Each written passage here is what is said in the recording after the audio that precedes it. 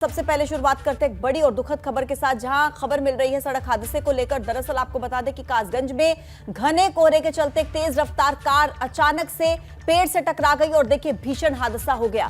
Car पेड़ से टकराई और हादसे में 4 लोगों की मौके पर मौत हो गई, 2 लोग गंभीर रूप से घायल हो गए। घायलों को अस्पताल में भर्ती करवाया गया। कासगंज छर्रा मार्ग पर यह हादसा हुआ था। कासगंज एसपी ने बताया कि कार सवार लोग दिल्ली से अपने गांव सेवनपुर जा रहे थे। मरने वालों में महिला सहित 3 पुरुष हैं। फिलहाल पुलिस ने मृतकों के शव का पंचनामा भरकर पोस्टमार्टम के लिए भेज दिया है। दर्दनाक खबर देखिए, घने कोहरे की वजह से एक एक्सीडेंट हुआ और कार पेड़ से टकरा गई, जिसमें 4 लोगों की मौत हो गई। एक महिला इनमें शामिल थी और 3 पुरुष। 4 लोगों की मौत हुई है, 2 लोग गंभीर रूप से घायल हो गए हैं।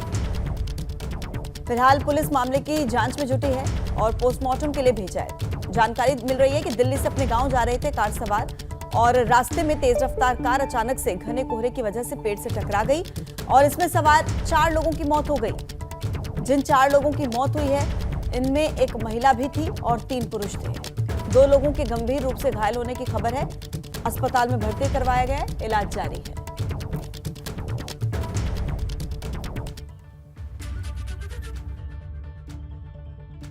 स्विफ्ट डिजायर लाल रंग की गाड़ी जो है घना कोहरा के वजह से ये गाड़ी पेड़ से टकरा कर एक्सीडेंट हुई है। किसी एक्सीडेंट में ताना सहावर के 6 लोग जो दिल्ली से वापस आ रहे थे, उनमें से 4 लोग, उनमें से एक महिला भी है, उनकी मृत्यु हो गई और 2 लोग, एक महिला और एक पुरुष उपचार हेतु हॉस्पिटल भेजा गया है और बाकी यानी जो भी चीज़ें सामने आएंगी आपको अवगत कराएंगे। यूपी में कड़ाके की सर्दी का रेड अलर्ट जारी किया गया है। मथुरा, कानपुर, अयोध्या, सोनभद्र, बांदा सबसे ज्यादा ठंडा। प्रदेश के 12 शहरों का तापमान 4 डिग्री तक पहुंच चुका है। शनिवार की रात यानी कि बीती रात मथुरा में तापमान 1 डिग्री सेल्सियस रिकॉर्ड किया गया। अगले 5 दिन घना कोहरा और बर्फीली हवा का कहर जारी रहेगा। प्रदेश के कई जिलों में स्कूलों की छुट्टियां भी बढ़ा दी गई हैं। शनिवार की रात मथुरा में तापमान 1 डिग्री सेल्सियस रिकॉर्ड किया गया है और कई जिले ऐसे हैं जहां पर तापमान 4 डिग्री सेल्सियस रिकॉर्ड किया गया और इसी के चलते स्कूलों की छुट्टियां भी बढ़ा दी गई हैं। पहले स्कूलों की छुट्टियां 7 जनवरी तक थी, लेकिन अब छुट्टियां बढ़ाने का फैसला लिया है। यूपी के कई जिलों में कड़ाके की सर्दी का रेड अलर्ट जारी किया गया। अगले 5 दिन घने कोहरे और बर्फीली हवा का कहर जारी रहेगा। और अगर बात शनिवार की रात की जाए तो सबसे सर्द रही। मथुरा में रात का टेम्परेचर 1 डिग्री तक पहुंच गया था और प्रदेश के 12 शहर ऐसे हैं जहां पर तापमान 4 डिग्री सेल्सियस दर्ज किया गया है। 12 शहरों का तापमान 4 डिग्री तक पहुंच गया है और ऐसे में हाड़ कंपा देने वाली सर्दी और स्कूलों की छुट्टियों को बढ़ा दिया गया है। लोग अलाव का सहारा ले रहे हैं, लेकिन बावजूद इसके सर्दी का सितम जारी है और अगले कुछ दिनों में भी मौसम विज्ञान की माने तो अभी सर्दी से राहत मिलने के आसार नहीं है। तापमान लगातार गिरता जा रहा है और सर्दी लगातार बढ़ती जा रही है। खासतौर पर रात को शीतलहर की वजह से सर्दी बहुत ज्यादा हो जाती है। शनिवार की रात को मथुरा में तापमान 1 डिग्री सेल्सियस रिकॉर्ड किया गया और प्रदेश के 12 शहर ऐसे रहे जहां पर तापमान 4 डिग्री सेल्सियस तक पहुंच गया था और इसी के चलते इन शहरों में स्कूलों की छुट्टियों को बढ़ा दिया गया है। जहां पहले 7 जनवरी तक स्कूलों की छुट्टियां करने का ऐलान था, वहीं अब छुट्टियां बढ़ा दी गई हैं। अगले 5 दिन बर्फीली हवा का कहर जारी रहेगा।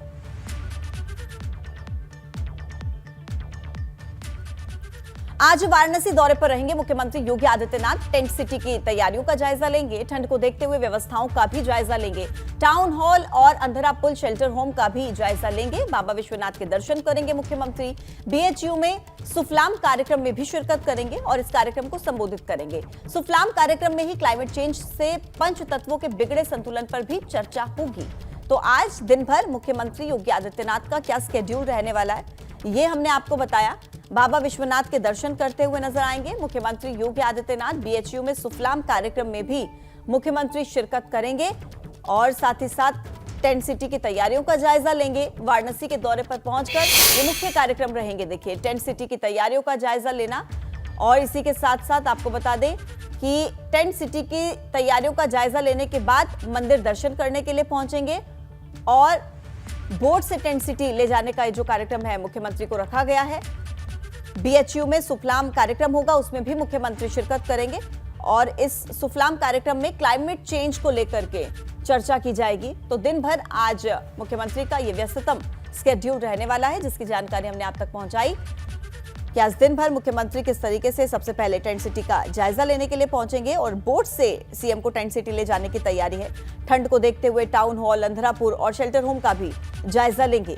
बाबा विश्वनाथ के दर्शन करेंगे। इसके बाद मुख्यमंत्री योगी आदित्यनाथ और बीएचयू में एक सुफलाम कार्यक्रम है, उसमें मुख्यमंत्री शिरकत करते नजर आएंगे। वाराणसी दौरे के दौरान ये दिन भर का स्केड्यूल मुख्यमंत्री का। जोशीमठ की बात कर लेते हैं, जहां पर दहशत की दरारें अब तक 603 भवनों में आ चुकी हैं। 55 परिवारों को सुरक्षित स्थानों पर पहुंचा दिया गया। प्री फैब्रिकेशन घर बनाने के लिए सर्वे की तैयारी चल रही है। जोशीमठ में शंकराचार्य स्वामी अविमुक्तेश्वरानंद आज भी जमीन धंसने वाले इलाकों का निरीक्षण करेंगे। दरअसल जोशीमठ में घरों में हर दिन दरार पड़ने और जमीन धंसने का सिलसिला लगातार बढ़ता चला जा रहा है। प्रशासन लोगों के विस्थापन के लिए प्री फैब्रिकेशन घर बनाने के लिए जगह चिन्हित कर रहा है। कहां पर यह आवास बनाकर लोगों को शिफ्ट किया जाए, इस पर आज स्थिति साफ होगी। और इसमें सबसे बड़ी बात यह है कि प्री फैब्रिकेशन रूम बनाने से पहले उस जगह का सर्वे भी जरूरी है जहां पर धंसाव जैसी स्थिति है, और आने वाले समय में भी जहां पर धंसाव वाली स्थिति ना हो, उन जगहों पर प्री फैब्रिकेशन टेस्ट करना बहुत ज्यादा जरूरी है। प्री फैब्रिकेशन घर बनाने के लिए अब सर्वे की तैयारी भी चल रही है। और जोशीमठ में शंकराचार्य स्वामी अविमुक्तेश्वरानंद आज भी स्थिति का जायजा लेंगे। जहां पर जमीन धंस रही है, उन इलाकों पर जाकर निरीक्षण करते हुए नजर आएंगे स्वामी अविमुक्तेश्वरानंद। 603 भवन ऐसे हैं जहां पर जोशीमठ में दरार आ चुकी है और लगातार ये सिलसिला बढ़ता चला जा रहा है। दहशत की दरारें, लोग दहशत के खौफ में जीने को मजबूर हैं। हालांकि 55 परिवारों को वहां से रेस्क्यू करके सुरक्षित जगहों पर पहुंचा लिया गया है, लेकिन अब तैयारी है प्री फैब्रिकेशन घर बनाने की। और देखिए, प्री फैब्रिकेशन घर बनाने से पहले उन जगहों का सर्वे करना भी जरूरी है जहां पर भविष्य में ऐसी स्थिति उत्पन्न ना हो। और जोशीमठ के इसी मामले पर कैबिनेट मंत्री गणेश जोशी ने कहा है कि जोशीमठ से लोगों को अन्य जगह पर विस्थापित किया जाएगा। राज्य और केंद्र सरकार हालात पर नजर बनाए हुए है। सरकार उसका पूरा संज्ञान ले रही है। 3 दिन से हमारे सारे अधिकारी वहां पर हैं, वैज्ञानिक वहां पर हैं और इंस्टीट्यूशन के लोग वहां पर हैं। उसकी जानकारी ली जा रही है कि इसका कारण क्या है, क्योंकि जो स्थिति दिखाई दे रही है वो जगह अब रहने लायक नहीं रही है।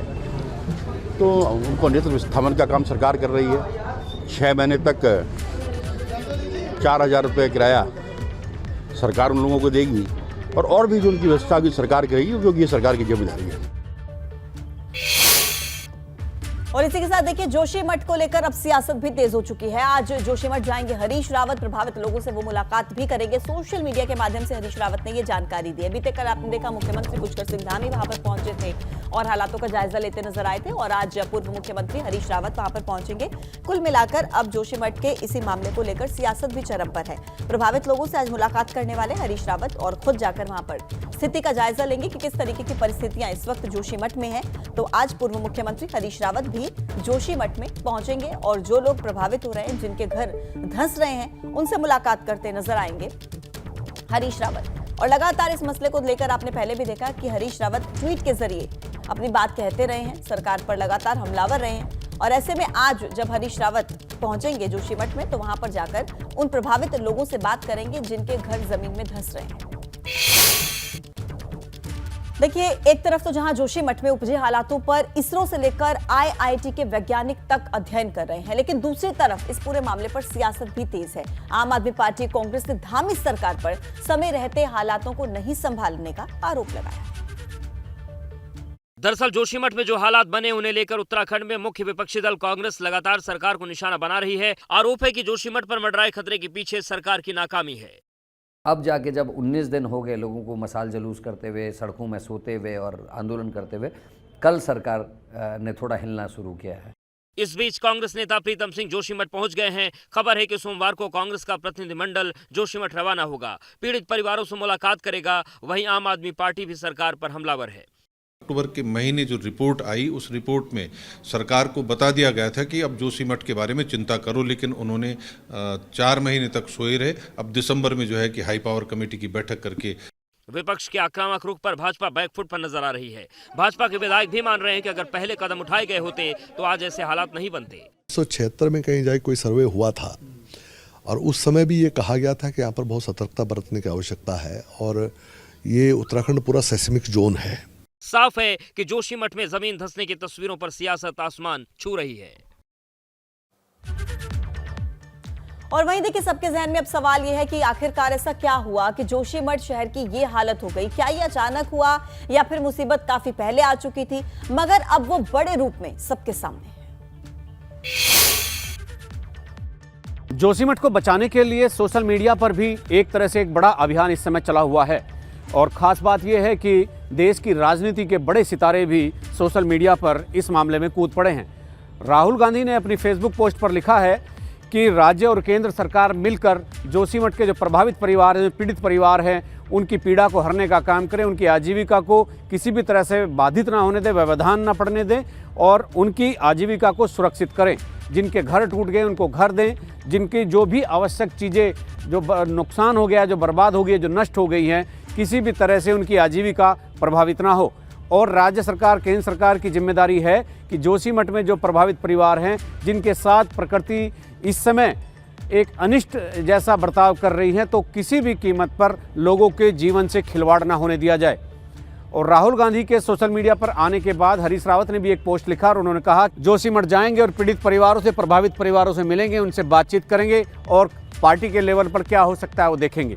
तो सोशल मीडिया पर जो ये अभियान जोशीमठ को बचाने के लिए चल रहा है, इसमें जहां बड़े और नामी गिरामी राजनीतिक सितारे कूद पड़े हैं, तो उधर राज्य सरकार भी इससे पीछे नहीं हट रही। मुख्यमंत्री ने वहां मौका मुआयना किया और पीड़ित लोगों के, प्रभावित लोगों के आंसू पोंछने का एक प्रयास किया। अपने सहयोगी कैमरामैन क्रिस्टोफर लॉरेंस के साथ देहरादून से अजीत सिंह राठी।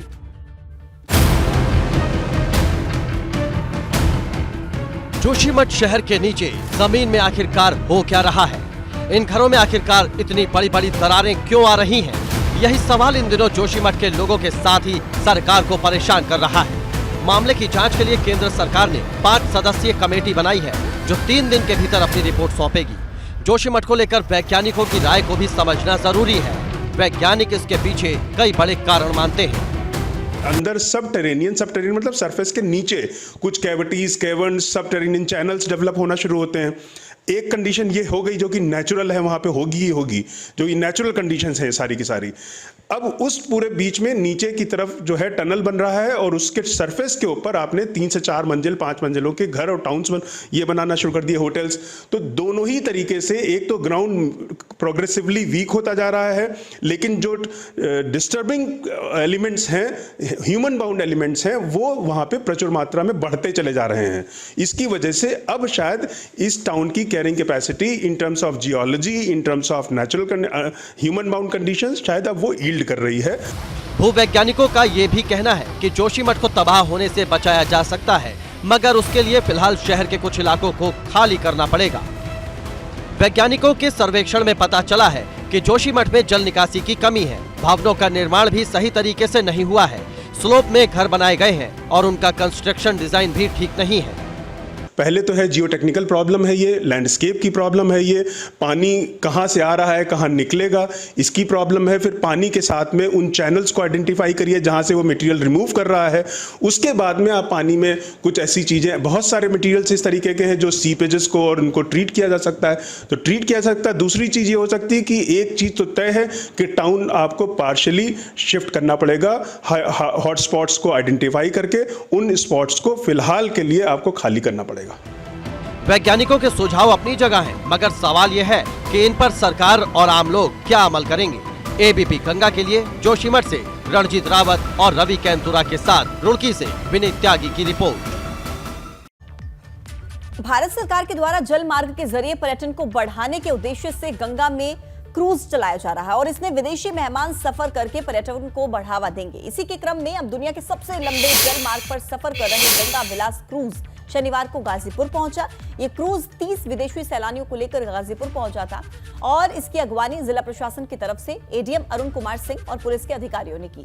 ये क्रूज आज के लिए रवाना होगा। आपको बता दें कि इस क्रूज को कलकत्ता से चलकर वाराणसी तक ये जाएगा और वाराणसी में ये 6 जनवरी को पहुंचना था, लेकिन कोहरे की वजह से ये लेट हो गया है और अब क्रूज 8 जनवरी यानी कि आज बताया जा रहा है कि वाराणसी पहुंचेगा। दरअसल नदी पर्यटन को बढ़ावा देने के लिए कोलकाता से 22 दिसंबर को 30 सीट पर्यटकों को लेकर रवाना हुआ था। जहाज जो है इसकी खासियत यह है कि मेड इन इंडिया में है ये इंडिया में बना है, इसका पूरा क्रू जो है, जो भी है, वो सब इंडियन है। और तीसरी चीज़ ये है कि वो सब अलग अलग प्रांतों से आए हैं। ये जहाज़ कलकत्ता से चला था और ये बनारस में ये पहुंच जाएगा। ये यात्री बनारस में उतर जाएंगे। बनारस में दूसरे यात्री जो हैं वो आके चढ़ेंगे, क्योंकि इन्होंने तो यात्रा कर ली, सब चीज़ देख ली, तो वो लोग नए लोग आके बनारस में टच करेंगे।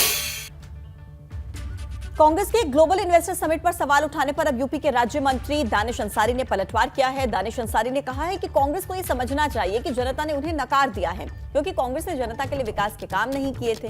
आगे कहा कि कांग्रेस अपने कमरे कल्चर से ही बाहर नहीं निकल पा रही है।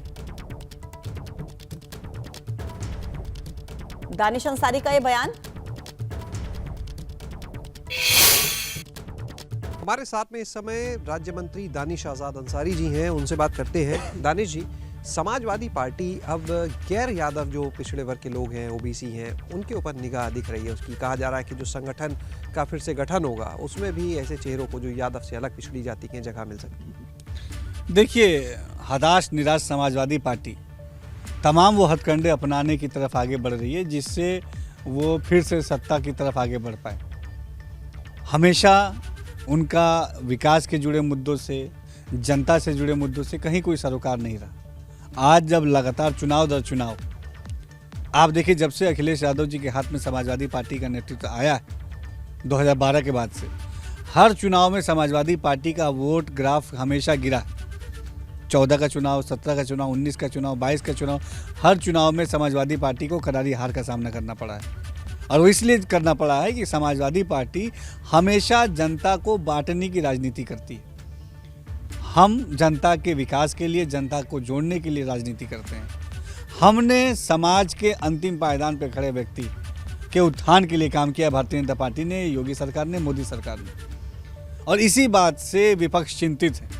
विपक्ष जो है जनता का ध्यान भटकाना चाहता है, जनता के बीच में आपस में जाति, धर्म, मजहब के जो बंदिशें हैं वो लागू करना चाहता है। लेकिन आज की जनता ये विकास चाहती है और मोदी सरकार और योगी सरकार उत्तर प्रदेश को और देश को विकास की तरफ आगे ले जा रही है। आम जनमानस हमारे सरकार के कार्य से खुश है, संतुष्ट है और हम तरक्की की तरफ अपने उत्तर प्रदेश को आगे ले जा रहे हैं। समाजवादी पार्टी कितनी भी कोशिश कर लें, जनता ने उन्हें नकारा है और जनता ने भारतीय जनता पार्टी को और योगी सरकार, मोदी सरकार को चुना है। कैमरा सहयोगी राजू के साथ शैलेश अरोरा, एबीपी गंगा, लखनऊ।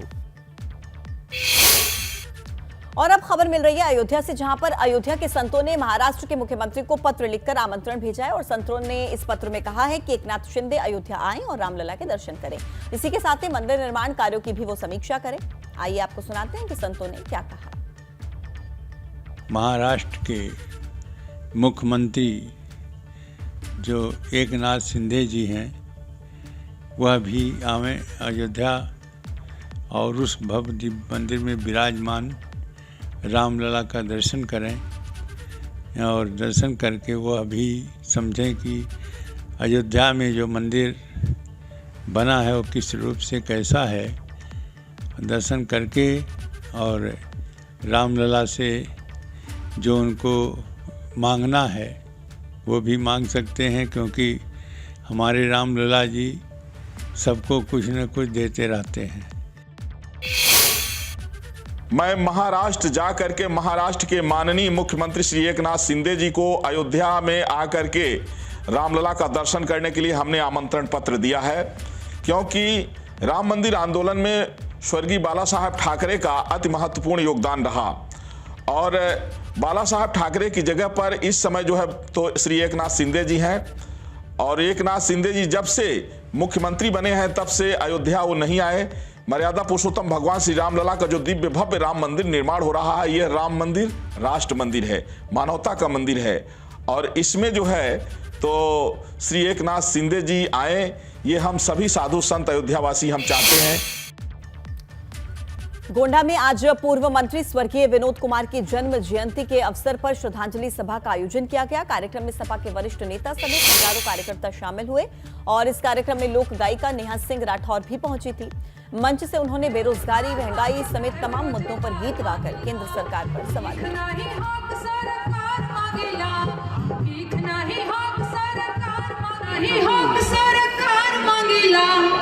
भीख नाही हक सरकार मांगेला, बेरोजगार बानी साहेब रोजगार मांगेला, बेरोजगार बानी साहेब रोजगार मांगेला, भीख नाही हक सरकार मांगेला, भीख नाही हक सरकार मांगेला, बेरोजगार बानी साहेब रोजगार मांगेला, बेरोजगार बानी साहेब रोजगार मांगेला, और भीख नाही हक सरकार मांगेला, भीख नाही हक खबर लखनऊ से है। सपा अध्यक्ष अखिलेश यादव से चंद्रशेखर आजाद की मुलाकात हुई। जातीय जनगणना समेत कई मुद्दों पर बात हुई। बिहार की तरह ही पूरे देश में जातीय जनगणना कराने पर चर्चा की गई। आजाद समाज पार्टी के अध्यक्ष हैं चंद्रशेखर आजाद और अखिलेश यादव से उनकी मुलाकात हुई और उसके बाद आजाद समाज पार्टी के अध्यक्ष चंद्रशेखर आजाद ने ट्वीट भी किया और लिखा कि बिहार में शुरू हुई जातीय जनगणना तो पूरे देश में क्यों नहीं। यूपी निकाय चुनाव में भाजपा द्वारा साजिश करके छीने गए ओबीसी आरक्षण की लड़ाई में हम पिछड़े भाइयों के साथ हैं। इन मुद्दों पर विपक्ष एकजुटता के साथ अखिलेश यादव जी से मिलकर जन आंदोलन की तैयारी पर चर्चा हुई है। आजाद समाज पार्टी के राष्ट्रीय अध्यक्ष चंद्रशेखर आजाद की मांग पर यूपी के कैबिनेट मंत्री और निषाद पार्टी के अध्यक्ष संजय निषाद और सुबह सपा के अध्यक्ष ओम प्रकाश राजभर ने भी बिहार की तरह ही यूपी में भी जातीय जनगणना करवाने की मांग की है। जातीय जनगणना होनी चाहिए, इससे पहले भी गिनती हुई थी, लेकिन उसे सरकार ने उसे उजागर नहीं किया क्योंकि उसमें कमियां थी। वो जाति ऐसे गिन दी गई कि ढेर सारी जातियों को ये नहीं पता था हम ओबीसी में गिनती हुई कि एससी में गिनती हुई। जातियों की जनगणना होनी चाहिए, लेकिन ये विसंगति भी दूर होनी चाहिए कि कौन जाति ओबीसी में है, कौन जनरल है, कौन एससी में है और जिनकी उपजातियां कहाँ कहाँ हैं। और गिनती नहीं होगी तो उसकी कैसे सुरक्षा और कैसे न्याय मिलेगा। हम जातीय जनगणना के पक्ष में, लेकिन विसंगति दूर होनी चाहिए। लेकिन फाइनल हो, ऐसा नहीं गिनती करके फिर सरकार ऐसे ही बजट खर्च करे और फिर उसे ओपन न करे। हम जातीय जनगणना के पक्ष में होना चाहिए, लेकिन विसंगति दूर करके। एक समय था कोई मानने को तैयार नहीं था कि अयोध्या में भगवान राम का मंदिर बने, लेकिन सुप्रीम कोर्ट ने आदेश दे दिया। तो बिहार से शुरुआत हो रही है, 7 जनवरी से काम चालू होने जा रहा है। तो परसों, आज नहीं तो कल, कल नहीं तो परसों यूपी को भी मजबूर होना पड़ेगा, मध्य प्रदेश को भी मजबूर होना पड़ेगा, राजस्थान को भी मजबूर होना पड़ेगा। जातिवार जनगणना कराए बगैर शिक्षा, स्वास्थ्य, रोजगार, नौकरी, हिस्सा सबको बराबर नहीं दिया जा सकता। और चलिए अब बात करते हैं इरफान सोलंकी की पत्नी की पोस्ट नहीं बदलेगा दोस्त, क्योंकि एक दिन पहले इरफान सोलंकी के वकील ने सीएम योगी की तारीफ की थी। अब सोलंकी की पत्नी नसीम सोलंकी की एक पोस्ट सामने आई है जिसमें नसीम सोलंकी ने अखिलेश यादव की तस्वीर लगाकर संघर्ष की बात कही। जानकार इस पोस्ट को एक दिन पहले सोलंकी के वकील की तरफ से की गई सीएम योगी के तारीफ के जवाब में देख रहे हैं, क्योंकि जब इरफान सोलंकी के वकील ने सीएम योगी की तारीफ की थी तब यह कहा जा रहा था कि इरफान सोलंकी के परिवार का सपा से कहीं मुंह भंग तो नहीं हो गया।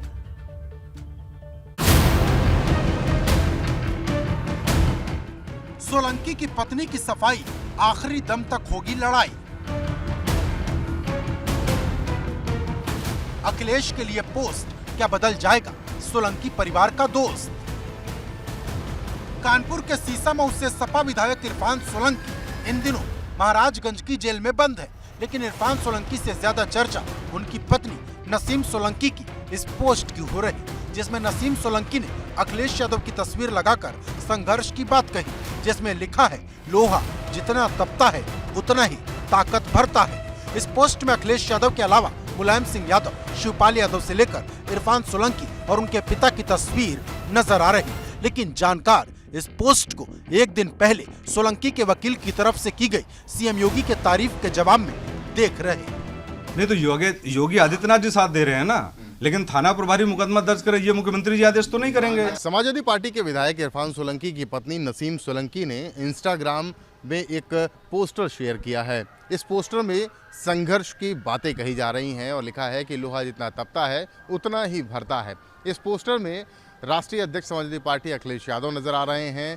समाजवादी पार्टी के संरक्षक रहे नेताजी मुलायम सिंह यादव की तस्वीर है, शिवपाल सिंह यादव की तस्वीर है और इरफान सोलंकी के पिता हाजी मुश्ताक सोलंकी की भी तस्वीर लगाई गई है। संघर्ष की बात इस पोस्टर के जरिए कही जा रही है और ये इशारा करने की कोशिश है कि लड़ाई काफ़ी ज़्यादा लंबी है और इस लड़ाई को, संघर्ष को काफ़ी ज़्यादा बेहतर तरीके से लड़ा जाएगा। लेकिन इरफान सोलंकी की पत्नी मां के बीच और वकील के साथ एक प्रेस कॉन्फ्रेंस की गई शुक्रवार को, और ऐसे में मुख्यमंत्री योगी आदित्यनाथ उत्तर प्रदेश की सरकार और पुलिस के जो बड़े अधिकारी कानपुर में तैनात हैं उनकी तारीफ की गई। ऐसे में स्थिति थोड़ी कंफ्यूजिंग बनी हुई है।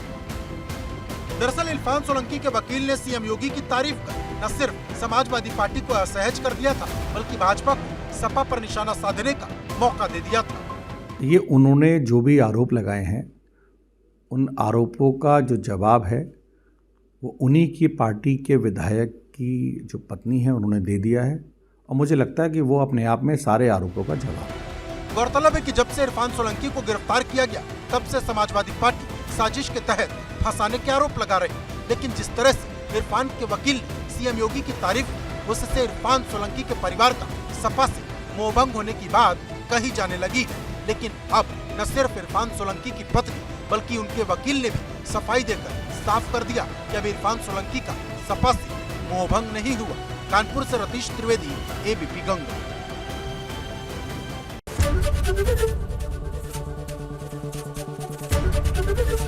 एबीपी गंगा, खबर आपकी, जुबान आपकी।